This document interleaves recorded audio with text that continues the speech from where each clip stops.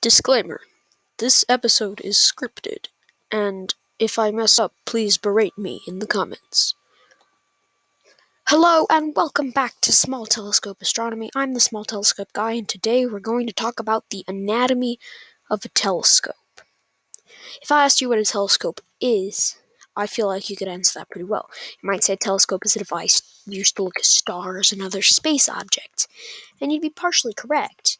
The first telescopes were actually used to look at faraway objects in general. In 1608, an eyeglasses maker named Hans Lippershey, pardon me if I said that wrong, invented the telescope to view things that were, like I said, far away. It wasn't until 2 years later that Galileo Galilei, yes, that's his name, first used the telescope to view objects in space. Galileo had modified Lippershey's design for practical purposes in astronomy. Now that we've defined what a telescope is, we have to talk about the three main measurements of the telescope and how these affect your view of an object. These measurements are aperture, focal length, and magnification. Magnification is technically determined by your eyepiece, but we'll include it anyway because it's probably the most significant of the three. Aperture is how wide the primary mirror or the objective lens of your telescope is, and is typically measured in millimeters, but inches is also used often. The wider your mirror or your lens, the more light you gather, creating more detailed views. Telescopes with larger apertures also have smaller fields of view, meaning the section of sky you're looking at is smaller than it would be while using a smaller aperture telescope. Focal length in refractor telescopes is how long the distance between the lens at the front and where the light converges inside the telescope. In reflector telescopes, the focal length is the length from the opening of the telescope to the primary mirror at the back of the telescope. In other words, it's the length of the tube that the telescope is. Focal length is almost always measured in millimeters, and you'd only use feet or inches when referencing how tall the instrument is. A longer focal length, like a large aperture, will provide a deeper field of view.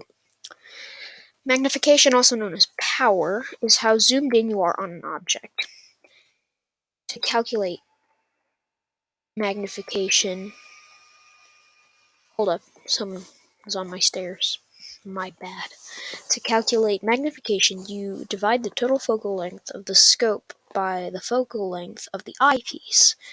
An eyepiece's focal length is displayed by a small number on the eyepiece, often accompanied by the tag millimeters. Magnification is abbreviated X. So if you have 300 millimeter focal length, like I do with my telescope, and a 25 millimeter eyepiece, you would have 12x magnification. You may have heard me refer to primary mirrors, objective lenses, reflector, and refractor telescopes. I'm going to explain these now. A reflector telescope is a telescope where the skyward end of the telescope is open and the light goes directly to a mirror in the back, which is called the primary mirror. The light is then reflected from the primary mirror to a smaller secondary mirror that hangs from the top of the telescope or is attached to all the sides by spokes. This mirror reflects the light into the eyepiece for you to see.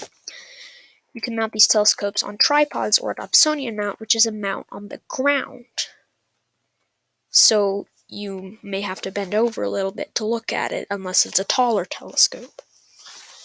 For shorter or lighter reflectors, tripods are a must, less so for light ones, as they could still be long, like many Dobsonians are. But Dobsonian mounts are necessary for heavier reflectors or longer refractors to keep them stable.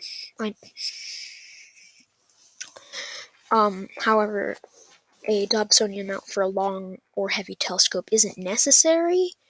Some people do mount their heavier telescopes on tripods. It's just a preference for most people. A refractor telescope is a telescope where the light converges on itself before reaching the eyepiece. The end of the telescope that points to the stars rather than open, it's a curved lens called the objective lens, so when light hits the lens, it is bent into itself so it converges. The point where the light converges is called the focal point, and this causes the view to flip upside down. The reflector telescope also causes the view to flip upside down because it's reflected. Typically, the light goes straight from the lens to the eyepiece, but occasionally there is a mirror at the back used to reflect the light 90 degrees. So instead of looking directly through the telescope, you look down into it. There are some other types of telescopes, like Schmidt-Cassegrain, if I said that correctly. But those are the basics, and the basics of how a telescope works. We'll see you next time, and comment down below whether or not you own a refractor or reflector, binoculars, or something else like a Schmidt-Cassegrain. Bye!